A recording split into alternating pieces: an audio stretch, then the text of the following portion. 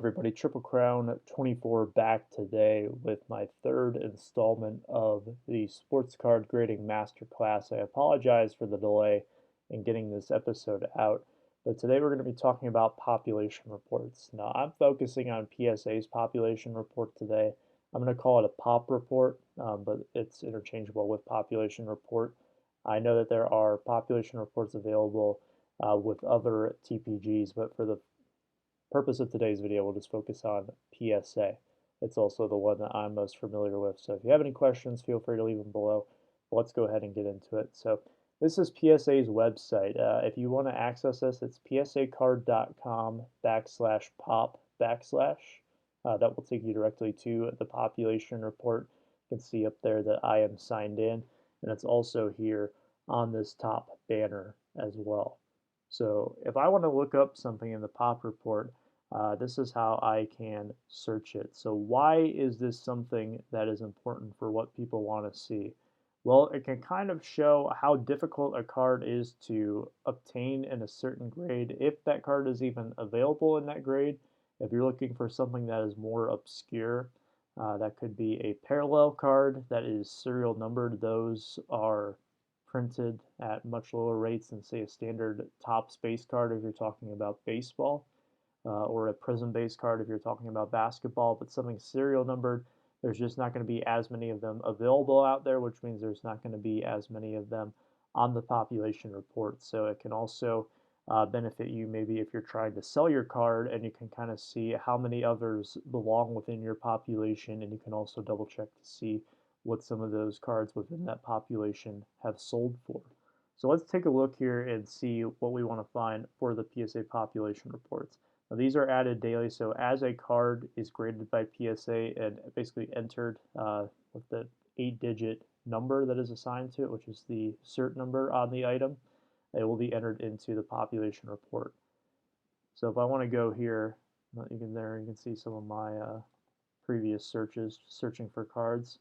I want to try Mike Trout. That's what I'm going to be talking about in today's video. So he'll be our example overall. I know that the baseball guys will like that. So here we see, this is going to give me in order by year, and then within the year alphabetical order of all of the sets that Mike Trout is in and all of his cards. So really, there are a lot of choices here. As you can see, there are 9,000 results, and I can do that to kind of just look around at various different Mike Trout cards. Maybe you don't want to do that, and that is completely understandable. Let's say that you're looking for a specific card. You want to look for 2011 Topps Update Mike Trout. So here we can see that they found an exact match for this search. If maybe you know the card number, but you don't know exactly what set it's from, I can type in the card number on this. So I'll type in Mike Trout US 175, and then it will give me an options where Mike Trout appears as card number US 175. So if I want to try to identify a card from here, it becomes easier because I can click on it and an image of the card pops up here, or at least an image of a card from that set, which should give you a good indication if your card is also from the same set. So this can be useful in identifying a card if maybe you purchase it. Now, if you're purchasing a card from PSA, you're going to or well, not directly from PSA, but in a PSA holder, you're going to have the information on the flip. However, that might be incomplete. It could be incorrect, and you might need to get the card reholdered, where PSA corrects the label, or maybe there's just not enough information, or one of the abbreviations isn't something that jumps out to you. Those are all very valid reasons why you would need to look it up in the POP report. And you could just have a card raw that you're trying to identify to submit to PSA, or you just want to see what it is for your own collection with no intention of grading the card. I think the PSA POP report tool can be very useful for that, among other resources as well, but we'll focus on this one right here. So they have a little FAQ that pops up down here. It does have some good information on it. I will not dive into that today. So here we have the POP report, and you can see right here, this is kind of a checklist of the set, and with each card there are the parallels. So the card number 1 in the set, US 1, is Adrian Gonzalez. This is one of the diamond anniversary parallels, so that appears below him. So if we want to go to the Mike Trout card, we're going to have to scroll all the way down here to US 175. And I'm scrolling, and there we come to it. So there are a lot of different parallels for the Mike Trout. It is the most popular card in the set, so a lot of people have graded it over the years. As you will see right here, there is a very large number of them graded by PSA, and you can see all of the parallels for it as well. We're going to focus on just the base version for today's video. So here we have this somewhat of a table here where we have the card number that identifies that it's the US 75 Mike Trout from the 2011 Topps Update set. So you'll see 3 different rows here as well as all of these different columns. So basically this is the grading system laid out here. These are all of the PSA grades. So you have an authentic, which means they just slab the card and authenticate that it is the card indicated on the flip, all the way from a 1 to a PSA 10.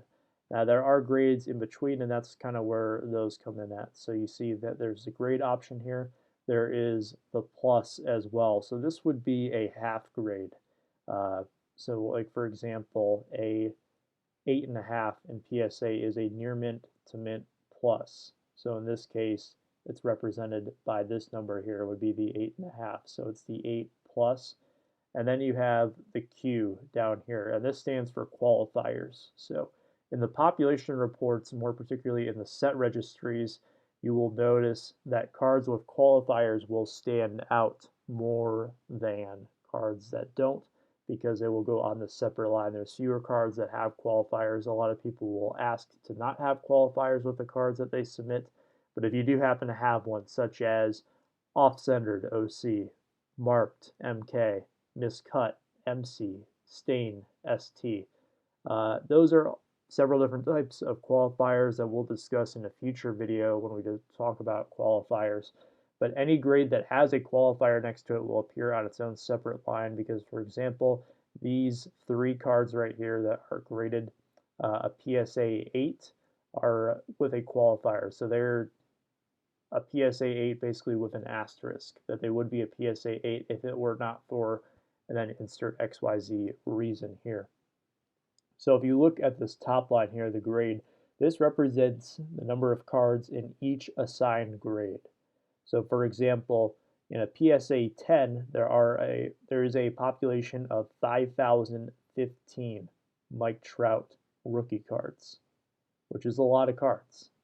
Because you can see, based on the cards that are right around it, there are not nearly as many cards anywhere around there. That's because a lot of these are parallels right here, but if I scroll down the checklist here, really the ones that are going to have the higher population numbers are going to be the key rookies in this set, or if a card stands out for a particular reason, such as the Billy Ripken error in 1989 Fleer. In this set, for example, you have the J.D. Martinez rookie that stands out, as a lot of them haven't been graded because those are some of the cards that have the most interest in the hobby. So we go back down here to our population report on the base Mike Trout card. We can then see that there is 1,938 Mike Trouts that are in a PSA 9, as well as 4 that are in a PSA 9, but they have a qualifier alongside that grade. If we're looking at half grades here, here's a 6.5. Right here, there are 5 6.5s that are out there. So that kind of tells us an idea of what we are working with. Now there might be some advantages to this if you see a low pop. Basically, for example, the Mike Trout Black, there is only one that exists. So if this card were to hit the secondary market for whatever reason, one of the big selling points of the card could be that it is a pop 1, which is something that would appeal to someone who is needing this card for any particular registry that they're going after. A card like this, I am going to assume, will be very key in many registries down the line as it gets added to them. But in general, it already has a lot of prominence in the hobby, and a lot of people would like to have it in as high of a grade as possible. You could also see that too, for example, with a card such as, let's scroll down here to this Michael Pineda. This is the Cognac Diamond Anniversary here.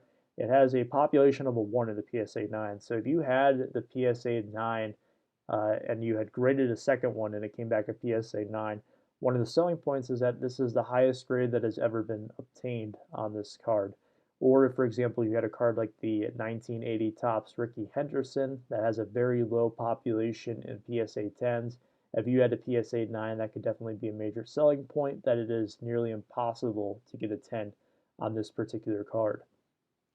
Now, some of the things that can be a little bit misleading about this is that once a card is graded by PSA, it is entered into this, but there is really no way to monitor if a card is then taken out of circulation. So, for example, if you were to buy a Mike Trout PSA 10 and the horror story happens where it is run over by a mail truck or something and the card is completely destroyed, or it can't be preserved in a way that basically it's compromised. The grade is compromised because the case is cracked and the card got beat up. It's no longer in PSA 10 condition, although the slab is still intact. That effectively takes one of the PSA 10s off the population report or out of the circulation pool, if you will.